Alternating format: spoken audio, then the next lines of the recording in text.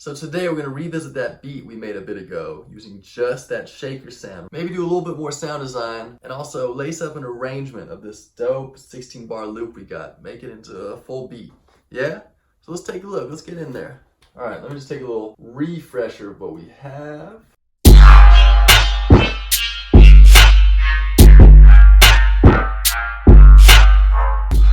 Cool, I like that. First thing we're gonna do, I'm just gonna select all of this and hit Command Shift D a few times. That's gonna just duplicate the full timeline, all of this. Here we go. And now I'm gonna subtract elements to create a build. So some obvious things would be to save the drums to come a little bit later. So these all seem to be my drums down here. And there we go. Delete's going to be our most powerful tool right now. So get to know that delete key real nice. And let's do the same thing for the next two measures as well. That's what I'm talking about. Now right here on this next iteration, because our loop is actually, let's see, I think it's 4 measures. I'm going to create a little variation here. I'm just going to take out this downbeat like that. Let's see what that does.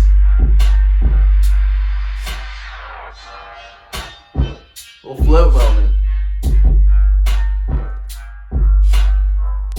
And I'm going to add a sub note here. Just create tiny variations that just make this feel suddenly through composed. It all started with that 4-bar loop that we made last time, but now we're just taking little pieces here and there, adding little bits here and there to make it seem like it evolves all the way through. That's the goal. I'm going to go ahead and duplicate this because I want to do some sound design now. And I'm going to take this and I'm going to take an auto pan, turn it all the way up, set it to 16ths, phase over. Cool. And I'm going to just pitch it down another octave. That's cool. Now I need to displace the offset.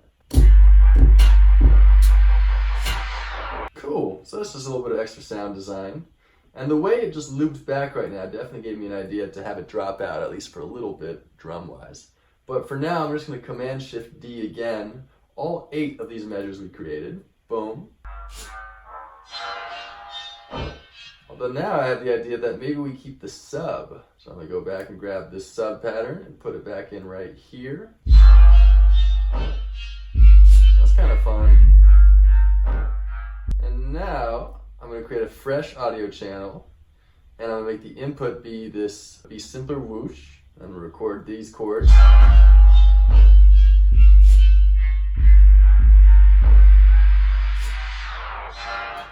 So now I can reverse this by hitting R.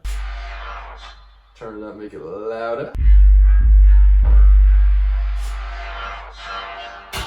Cool, and then I'm going to do a bit of deleting at the end of this phrase to just make for a stark silence. Like that. And now, my next variation, what I'm going to do is I'm going to change the bass note because it's just been this single, what is it? It's a G. So let's play with that. Let's play around some other notes. I'm just going to go ahead and freeze this sub part and flatten. And I'm going to take it down a 5th. I want to get down to the D. Cool, and let's hear how this D sounds.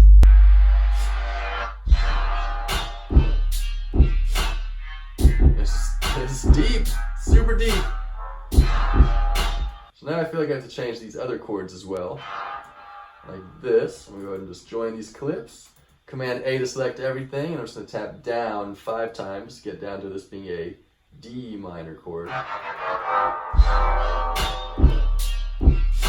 And what the hell? Let's do the same thing with this little trickle melody. So we're definitely in kind of that trappy, kind of more like gloomy, moody, sinister vibe. Let's see if we could contrast that and possibly get something a little brighter, a little happier out of this, something pretty. So we need to do some sound design to achieve that. I have a really strange idea. What if we created a new simpler, took one of these sub notes, dragged it into the simpler. There we go. And just like that, we have a nice kind of sine wavy, nicely percussive synth. I like that. So I'm not gonna get too crazy here, but since we're kind of generally in the key of, I guess we're in D minor now, I'm gonna just make some chords. Let's try this first chord out. Nice. And I'm gonna make a next chord.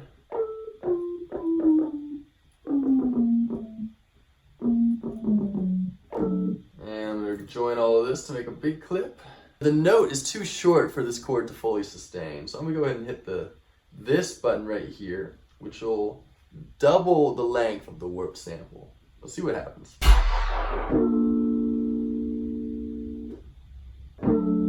Works for me. Maybe I do it one more time. Oh, cool. It's creating a weird side effect, but I actually don't mind it. It's kind of interesting. Now maybe instead of repeating that chord, I'm just going to resample this whole little progression. So this is called the sub synth, because that's how it was made. Just record that chord. Cool. And now I could reverse that by hitting R, a different chord at the end that will help transition back to our beat. And I'm going to grab a whole bunch of this kind of rushy transitional gestural material, like any of these reverse stuff that we made, put them in to set up for the drop. I'm going to gather up this whole first measure here, put that in, and preemptively also grab the measure that has the change to the D bass note. Boom. And now I want to revisit this breakdown and see if we could salvage some of those melodic elements we just played with. If we take our simpler melody over this.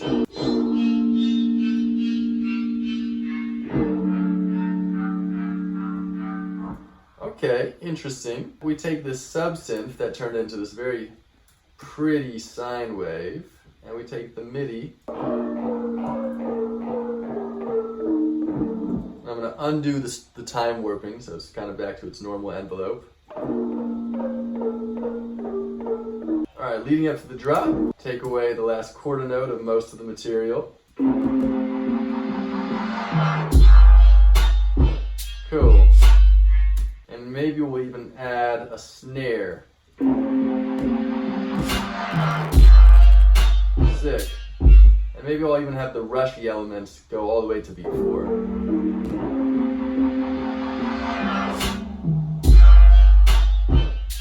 And just for fun too, I'm going to go to the clip of this and go to the pitch bend. Looks like it's already selected. And just have a little fun with it. Sick. So this blimp thing, I'm going to do something cool with this now. I'm going to go ahead and freeze this channel with all this crazy audio stuff we did to it. Flatten, as I'm one to do. Now this new one, we're going to get another simpler going, and let's drag it in. So now I'm thinking I want to make this into like a blimp tom, because now I can pitch it. So I made a clip here on those two little measures, and I'm just going to put in 16th notes. Those are all way too low.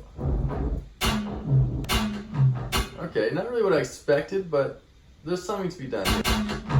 Wow, that's bizarre. Let me see if I can do anything to it sonically.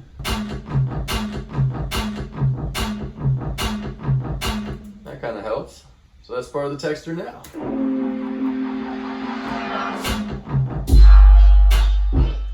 And we could even reverse one of these bass notes. That could be cool too. Reverse. I like that. Let's see if we can make like a white noise splash with something we have here. This is actually going to be pretty easy to do. We have the shaker. Put it here. And now we're going to put erosion on it. Noise wide. Make it very wide. So now it's got that very sandy white noise sound. And now we'll put reverb on and really just blast it out. And maybe we could even, since it's not quite what I was hoping for from just the reverb, maybe just drag this out.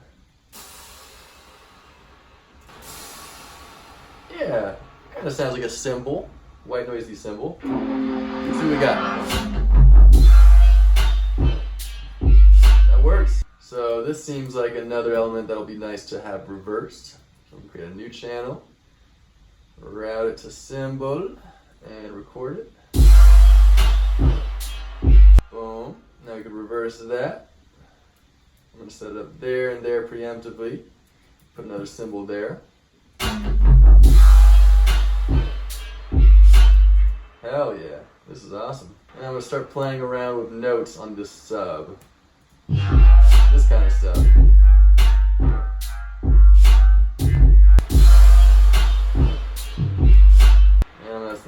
fun here with the rhythm. Da da da da da. Nice. And maybe do some things to this chord here. And here, why don't I bring in my quiet, sine wavy breakdown melody.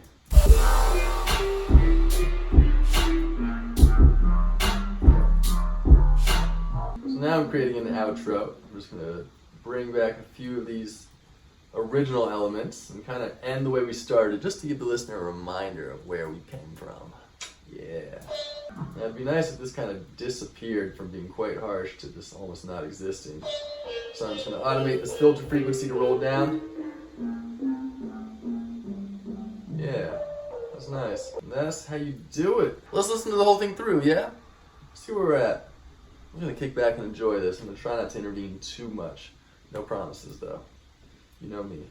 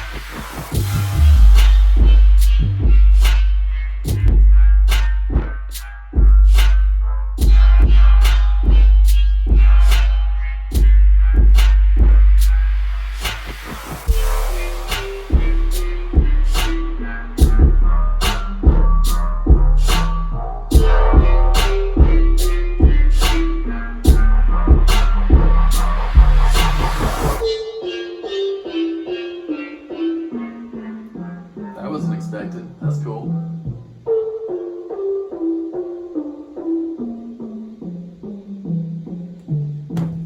So there you go. That's some more things you could do. And remember, it all started with that dumb little shaker sound. And we made all of this. Some sound design happening, some arranging, some composing happening. Really just a lot of the lead key is what I wanted you to take away from this. So, hope you enjoyed that. Have fun, y'all. Stay Swess. I'll talk to y'all soon.